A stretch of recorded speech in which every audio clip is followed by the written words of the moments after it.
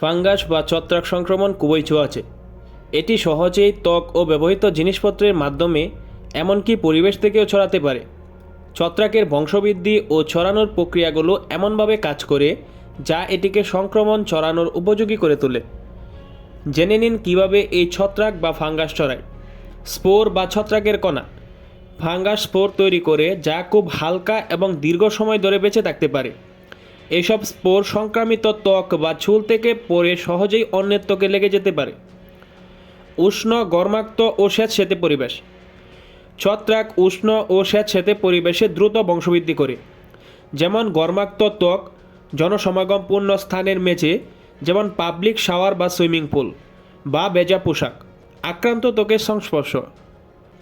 Fungal ইনফেকশনযুক্ত ব্যক্তির ত্বকের সঙ্গে সরাসরি শারীরিক সংস্পর্শে এলে সহজেই ছত্রাক ছড়িয়ে পড়ে। ছত্রাক নোংরা তোয়ালে, জামাকাপড়, বিছানার চাদর, চিরুনি বা জুতার মাধ্যমে ছড়াতে পারে। যারা ব্যক্তিগত পরিষ্কার পরিচ্ছন্নতা মেনে চলেন না বা নিজেদের জিনিস অন্যদের সঙ্গে শেয়ার করেন তারা ঝুঁকির মধ্যে থাকেন। ফাঙ্গাস বা ছত্রাকের আক্রমণ ঠেকাতে যা করতে হবে: ব্যক্তিগত জিনিসপত্র ভাগাভাগি করবেন না। ত্বক শুকনো রাখতে হবে, কারণ ভেজা বা ঘর্মাক্ত পরিবেশ ছত্রাকের বৃদ্ধি বাড়ায়।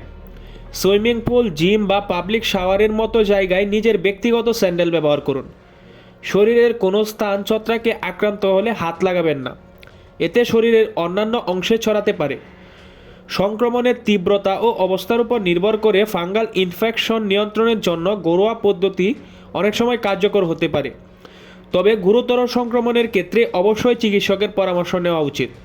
ঘরোয়া পদ্ধতিতে নিয়ন্ত্রণের উপায়: 1 চামচ নারকেল তেলে কয়েক ফোঁটা ট্রি অয়েল মিশিয়ে আক্রান্ত স্থানে লাগান। দিনে 2 বার ব্যবহার করুন। অ্যালোভেরা জেল আক্রান্ত স্থানে সরাসরি লাগান।